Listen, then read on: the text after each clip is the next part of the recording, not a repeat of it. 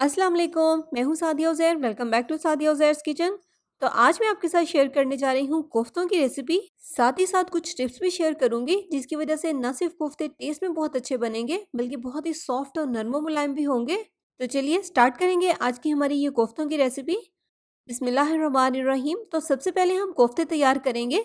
इसके लिए यहाँ पर मैंने एक चॉपर लिया है। चॉपर में अब हम सबसे पहले डालेंगे 500 ग्राम कीमा। कीमा बहुत ही बारीक पिसा होना चाहिए। 2 से 3 बार आप इसको मशीन में से निकलवा लें। और इसके अलावा बीफ या मटन आप कोई भी ले सकते हैं। मैंने यहाँ पर मटन लिया है। अब यहाँ पर मैंने 8 से 10 काजू और 8 से 10 बादामों को अच्छे से पीस लिया है। इन्हें ऐड करने से कोफ्तों में एक बहुत ही रिच फ्लेवर आएगा और इसी के साथ साथ कोफ्ते सॉफ्ट भी बनेंगे। 1 चाय का चम्मच लाल मिर्च का पाउडर, 1 चाय का चम्मच धनिया पाउडर, 1.5 चाय का चम्मच नमक, 3 खाने के चम्मच भुने हुए चनों का पाउडर, आधा कप फ्राई किए हुए प्याज, 2 से 3 सब्ज मिर्चें, 1 अंडा, 1 खाने का चम्मच मक्खन। मक्खन ऐड करने से कबाब बहुत ही सॉफ्ट बनेंगे। अगर कीमे में चर्बी या फैट की मिकदार ज़्यादा है तो फिर आप चाहें तो मक्खन ऐड ना करें। और इसके अलावा अगर मक्खन ना हो तो फिर आप 1 खाने का चम्मच घी शामिल कर दें। थोड़ा सा बारीक कटा हुआ हरा धनिया शामिल करेंगे और इन तमाम चीज़ों को कीमे के साथ बहुत ही अच्छे से चॉप करेंगे। तो कीमे को यहाँ पर हमने बहुत अच्छे से पीस लिया है और यहाँ पर आप देखिए हमने इसको इतने अच्छे से पीसा है कि कीमा बिल्कुल एक पेस्ट की फॉर्म में आ गया है। कोफ्तों के लिए इसी तरह का बारीक पिसा हुआ कीमा ही चाहिए। तो अब तैयार करेंगे कोफ्ते। सबसे पहले हाथों पर लगाएंगे थोड़ा सा ऑयल ताकि कोफ्तों को इजीली शेप दे सकें। फिर इस तरह से थोड़ा सा कीमा लेंगे। अब यहाँ पर आप अपनी मर्जी के मुताबिक जो भी कोफ्तों का साइज रखना चाहते हैं छोटा या बड़ा रख सकते हैं। तो ये देखें पहले कीमे को इस तरह से हाथों से प्रेस करेंगे ताकि कीमा इकट्ठा हो जाए और फिर इस तरह से इसकी राउंड बॉल बना लेंगे। तो ये देखें सेम इसी तरह से एक ही साइज के सारे कोफ्ते तैयार कर लेंगे। तो यहाँ पर मैंने सारे कोफ्ते तैयार कर लिए हैं। इतने मिक्सचर में तकरीबन 20 कोफ्ते बने हैं। तो अब स्टार्ट करेंगे हम कुकिंग का प्रोसेस। तो यहाँ पर कढ़ाई में हम लेंगे आधा कप ऑयल।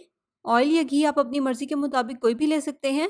अब इसमें शामिल करेंगे 1 चाय का चम्मच साबित ज़ीरा, आधा चाय का चम्मच साबित काली मिर्च, 1 काली बड़ी इलायची, 2 तेज पत्ते, 7 से 8 लौंग और इनको ऑयल में 2 से 3 मिनट तक हल्का सा फ्राई कर लेंगे।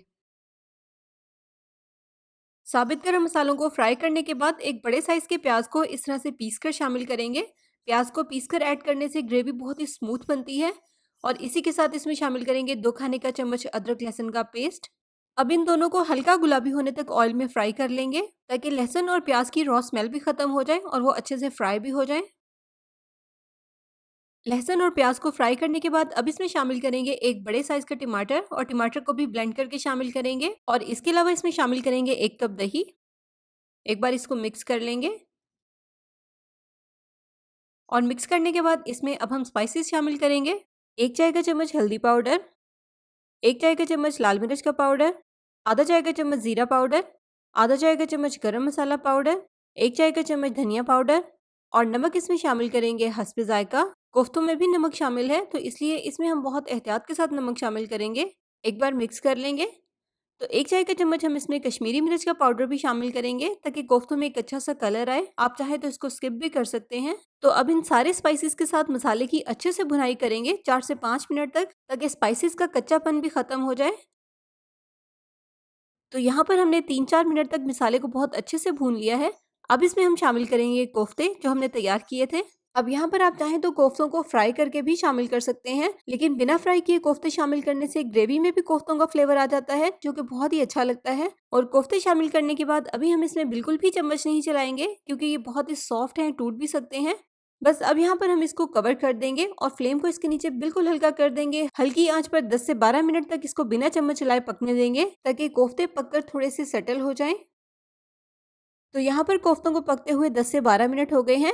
यहाँ पर आप देखें मसाला थोड़ा सा ड्राई है, इसलिए इसमें 2 से 3 टेबलस्पून के जितना पानी शामिल करेंगे ग्रेवी को स्मूथ करने के लिए। और अब 3-4 मिनट तक मसाले के साथ कोफ्तों की अच्छे से भुनाई करेंगे। और अब कोफ्तों को यहाँ पर हमने 3-4 मिनट तक अच्छे से भून लिया है। अब इसमें शामिल करेंगे 2 कप पानी, अच्छे से मिक्स कर लेंगे और इसमें बॉयल आने देंगे। तो बॉयल आने के बाद यहाँ पर अब हम इसे कवर कर देंगे। फ्लेम को इसके नीचे बिल्कुल हल्का कर देंगे। हल्की आंच पर 10 से 12 मिनट के लिए कोफ्तों को पकने देंगे ताकि कोफ्ते अच्छे से और कंप्लीटली पक जाएं। कोफ्तों को पकते हुए 10 से 12 मिनट हो गए हैं। अब इन्हें चेक कर लेंगे। अब यहाँ पर आप कोफ्तों की जिस तरह की भी ग्रेवी चाहते हैं, पतली या गाढ़ी रख सकते हैं। और यहाँ पर ये वाली ग्रेवी बिल्कुल परफेक्ट है। तो अब इसके ऊपर डाल देंगे बारीक कटा हुआ हरा धनिया, 1 से 2 हरी मिर्चें। अगर आपको थोड़ी-सी पकी हुई हरी मिर्चें पसंद हैं, तो आप इसको पकने के दौरान भी शामिल कर सकते हैं। तो लीजिए, यहाँ पर हमारे कोफ्ते अब रेडी टू सर्व हैं। तो इस रेसिपी को ज़रूर ट्राई कीजिएगा। आई होप कि आपको ये रेसिपी बहुत पसंद आएगी। कमेंट सेक्शन में ज़रूर बताइएगा। वीडियो को लाइक, शेयर और चैनल को सब्सक्राइब करना बिल्कुल मत भूलिएगा। इसी के साथ ही अपना और अपनी फैमिली का बहुत सा ख्याल रखिएगा। दुआओं में याद रखिएगा। Thank you for watching. अल्लाह हाफ़िज़।